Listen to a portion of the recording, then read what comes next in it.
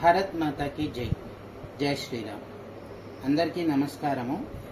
నేను ఈరోజు మామూలుగా రోజు చూసేటువంటి ఒక వీడియోస్ అన్నీ చూస్తూ ఉంటాను నేను యూట్యూబ్లో. అదేవిధంగా ఒక యూట్యూబర్ యొక్క వీడియో చూశాను, పేరు నేను ఉల్లంఘించను. అయితే ఇక్కడ విషయం ఏంటి అంటే ఆయన చెప్పినవన్నీ కూడాను చాలా బాగున్నాయి. అయితే మన ఎయిర్ చీఫ్ మార్షల్ అయినటువంటి ఏపీ సింగ్ గారు ఈ మధ్య ఈ ఆపరేషన్ సింధూర్ అయిన తర్వాత బాగా ఫేమస్ అయ్యారు. ఆయన చెప్పినటువంటి కొన్ని విషయాలు ఆయన చెప్పినవి చాలా ఉత్తమమైనవే. ఏంది అని చెప్పనంటే, మన దేశంలో ముఖ్యంగా బాగా టాలెంటెడ్ ఉన్నటువంటి పీపుల్ ఎవరెవరైతే ఉంటున్నారో వాళ్ళు మాకు దొరకట్లేదు అని చెప్పని మొదటి పాయింట్. రెండో పాయింట్ వచ్చేసి మెయిన్గా ఏంది అని చెప్పనంటే, అనుకున్నటువంటి ప్రాజెక్ట్స్ని సమయానికి పూర్తిగా చేయలేకపోతున్నారు గవర్నమెంట్ అని చెప్పని అదొక క్రిటిసిజం ఆయన చేశారు. దానికి ఉదాహరణ చెప్తూ ఆ యూట్యూబర్ ఏం చెప్పారు అంటే, మన ఇంతకుముందు ఉన్నటువంటి ఇస్రో చీఫ్ సోమనాథ్ గారు, ఆయన కూడాను చాలా వరకు టాలెంట్ మన దేశంలో ఉండాల్సిన వాళ్ళు వేరే దేశానికి వెళ్ళి పని చేస్తున్నారు అనేటువంటి ఒక క్రిటిసిజం ఆయన కూడా చేశారు అని చెప్పని మనం విన్నాము ఆ యూట్యూబర్ యొక్క ఛానల్లో. అయితే ఇక్కడ నేను పాయింట్ వైజ్గా నేను చెప్పుకుంటూ పోతాను.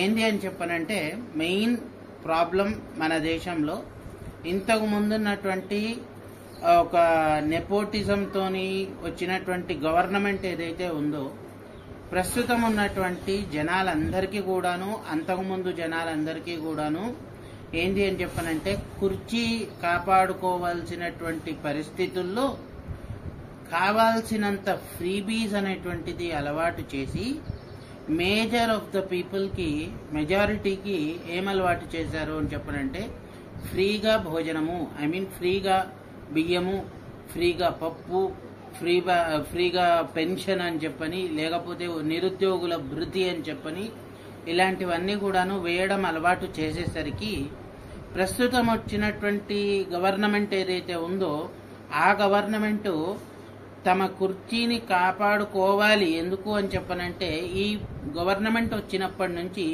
ఒక 10 ఏళ్లలో 40 ఏళ్ల క్రితము ఎంత వెనకబడి ఉందో దేశాన్ని ఎగ్దం 50 ఏళ్ల ముందరికి తీసుకొని వెళ్ళినటువంటి పరిస్థితిని మనం చూస్తున్నాము.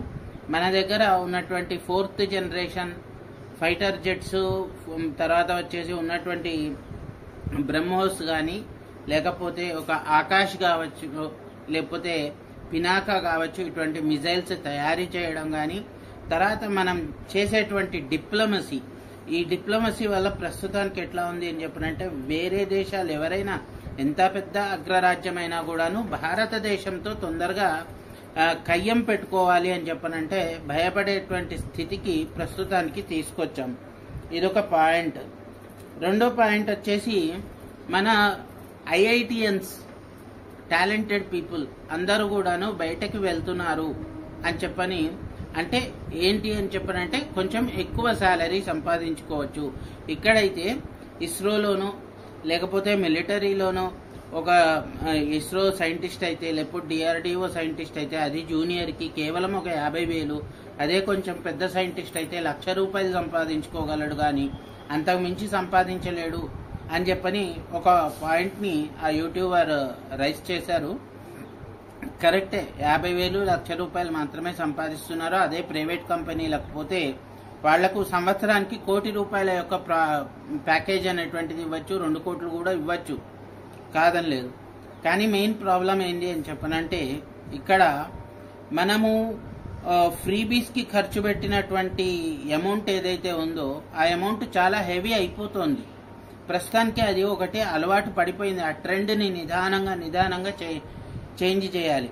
ఒకటేసారి చేంజ్ చేయడానికి పోతే ఏముంది, ఇప్పుడున్న గవర్నమెంట్ వెళ్ళి పక్కన కూర్చుంటుంది, మళ్ళీ పాత పార్టీ గవర్నమెంట్స్ వస్తాయి. ఆ పాత పార్టీ గవర్నమెంట్స్ వస్తే ఇప్పుడు ఏదైతే అభివృద్ధి చేశామో, డిఫెన్స్కి ఏదైతే మనము అమౌంట్ పెట్టామో ఆ అమౌంట్ మొత్తం కూడాను మళ్ళీ వేస్ట్ అయిపోతుంది. ఎక్కడికక్కడ ప్రాజెక్ట్స్ ఆపేసి మళ్ళీ సంక్షేమ పథకాలు అని చెప్పని తీసుకొస్తారు. నేను దాని బదులు అదే యూట్యూబర్కి, because he is an influencer, నాకంటే ఎక్కువ సబ్స్క్రైబర్స్ ఉన్నారు, ఎక్కువ మంది చూస్తారు, నాకు తక్కువ సబ్స్క్రైబర్స్ ఉన్నారు. కానీ విషయం ఏంది అని చెప్పనంటే అదే ఇన్ఫ్లుయెన్సర్ ఇలా చెప్పి ఉండొచ్చు. ఏంది అని చెప్పనంటే ఎవరెవరైతే కేవలం తమ ఏమిటి అని చెప్పనంటే లైఫ్ని కొంచెం బెటర్ చేసుకోవడానికి, ఎక్కువ సంపాదించుకోవాలి అని చెప్పని బయట దేశాలకు వెళ్తున్నారు అనే బదులు అందరూ కూడాను కొంచెం దేశభక్తిని ఎక్కువ పెంచుకొని, ఎందుకంటే ఒక ఎగ్జాంపుల్ చెప్తాను. Lal Bahadur Shastri maybe other party నుండి ఉన్నటువంటి మనిషి, హీఈస్ ఫ్రమ్ కాంగ్రెస్. ఆ లాల్ బహదూర్ శాస్త్రి అనేటువంటి ఆయన చనిపోయిన తర్వాత తన కార్ లోన్ అనేటువంటిది మిగిలింది. ఈరోజు చూస్తున్నాం ఒడిశా చీఫ్ మినిస్టర్, ఆయన సొంత ఇల్లు ఈ మధ్యనే నేను చూశాను, ఒక పెంకుటిల్లు. వాళ్ళమ్మకు అసలు మా అబ్బాయి సీఎమా అనేటట్టుగా ఒక అమాయకురాలుగా ఉంటుంది. అటువంటి వాళ్ళు కూడా ఇంకా ఉన్నారు. సీఎంల కంటే మిగతా జనాలు కొంచెం ఆలోచించాలి. మన వాళ్ళు కేవలం డబ్బు కోసము అని చెప్పని పక్క దేశాలకు తమ యొక్క టాలెంట్ని తాకట్టు పెడుతున్నారు. దేశం యొక్క స్వాభిమానాన్ని తాకట్టు పెట్టినట్టు కాదా? వాళ్ళ టాలెంట్లను కనుక అక్కడ తాకట్టు పెట్టినట్టయితే, నేను చెప్పేది మీకు కొంచెం అక్వర్డ్గా ఉండొచ్చు, నీకేనైనా నువ్వు సంపాదించుకుంటున్నావు అని చెప్పని మీరు అనుకోవచ్చు. అట్లా ఎవ్వరం కాదు, అందరం కూడా middle class, lower middle class వాళ్ళమే ఉన్నాము. కానీ దేశం కోసము అన్నప్పుడు బయట దేశంలో ఉన్నటువంటి ఐఐటియన్స్ కూడాను తిరిగి వచ్చి అదే 50,000 లక్ష రూపాయలకి కూడాను కష్టపడి ఇప్పుడు పనిచేయండి. ఎవరి కోసం? మన ఫ్యూచర్ జనరేషన్ కోసము అనేటువంటి ఒక పాయింట్ చెప్పచ్చు. ఇంకపోతే నెక్స్ట్ పాయింట్ వచ్చేసి ఇన్ఫ్లేషన్ పెరుగుతుంది. అవును, ఇన్ఫ్లేషన్ పెరగకుండా ఎప్పుడు ఉన్నది? ఒకప్పుడు రూపాయికి, ఫర్ ఎగ్జాంపుల్ చెప్తాను నేను, ఒకప్పుడు రూపాయికి ఏంది అని చెప్పనంటే ఇంటిళ్ల పాది తినేంత బియ్యం వచ్చేది, పప్పులు వచ్చేవి, సరుకులన్నీ వచ్చేవి. ఆ తర్వాత ఇది ఎప్పటి కాలం నేను చెప్తోంది, 1940 to 50 మధ్యలో నేను చెప్పినటువంటి విషయం. అదే 1960 వచ్చేసరికల్లా 10 రూపాయలు కానీ సరిపోయేది కాదు. అదే 1990కి వచ్చేసరికల్లా కనీసము ఒక 1000 రూపాయలు పెడితే కానీ సరిపోయేది కాదు. ఈ విధంగా ఇన్ఫ్లేషన్ అనేటువంటిది ఎప్పటికప్పుడు వస్తూనే ఉంటుంది. దీని గురించి అని చెప్పని మీరు కనుక ఆలోచించుకునేటట్టయితే, ఇన్ఫ్లేషన్ అనేటువంటిది మీరు తక్కువ చేయదలుచుకుంటే మీరు గవర్నమెంట్ని డిమాండ్ చేయవలసింది ఏంది? పే స్కేల్ పెంచు అనేదానికంటే ఎడ్యుకేషన్ అండ్ దెన్ హెల్త్ అనేటువంటిది ఫ్రీగా ఇవ్వండి. అప్పుడు తప్పకుండా అక్కడ ఇన్వెస్ట్ చేయాల్సినటువంటి అమౌంట్ని ఇక్కడ మనకు ఫుడ్ వాటిలో కొనుక్కోవడానికి ఎవరు కూడాను కష్టపడరు. అదేవిధంగా ఆ మనీ అనేటువంటిది సేవ్ అవుతుంది. సేవ్ అయినప్పుడు కంపల్సరీగా వాళ్ళ ఇళ్లకు లేకపోతే వాళ్ళ స్థలాలకు కొనుక్కోవడానికి కూడాను పనికొస్తుంది.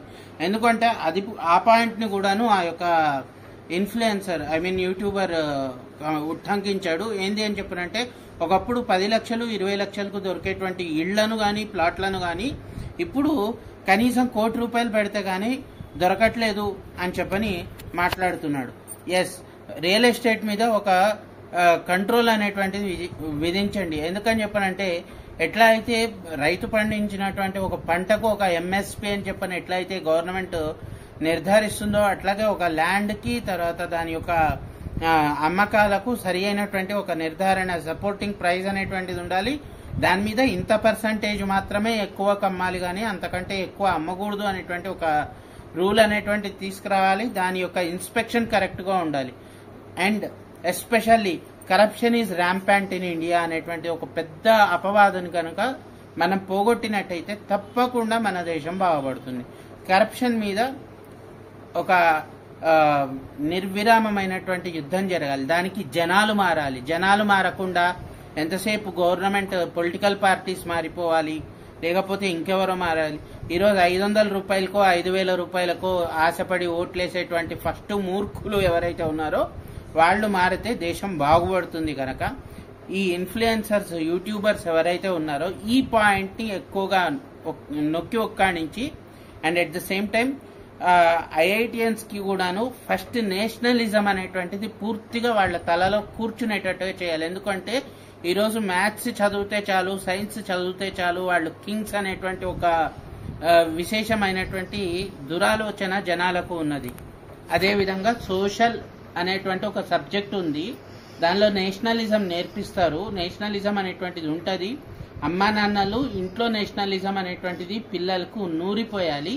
అదేవిధంగా స్టూడెంట్స్ కి సోషల్ అనేటువంటి సబ్జెక్ట్ మీద కూడాను ఒక గౌరవం కనుక కలిగితే ఆ ఫ్రెంచ్ రివల్యూషన్, రష్యన్ రివల్యూషన్స్, అట్లాగే మన నేషనల్ మూవ్మెంట్స్ ఇవన్నీ కూడా చదివి వాళ్లకు మన దేశము, అరే మనది, మన ఇల్లు, మన ఏరియా అనేటువంటి ఒక బుద్ధి కలిగితే తప్పకుండా ఆ ఐఐటియన్స్ ఎవరైతే ఉన్నారో 50,000 కాదు కదా 20,000కైనా కూడా పనిస్తా అని చెప్పనంటే వస్తారు.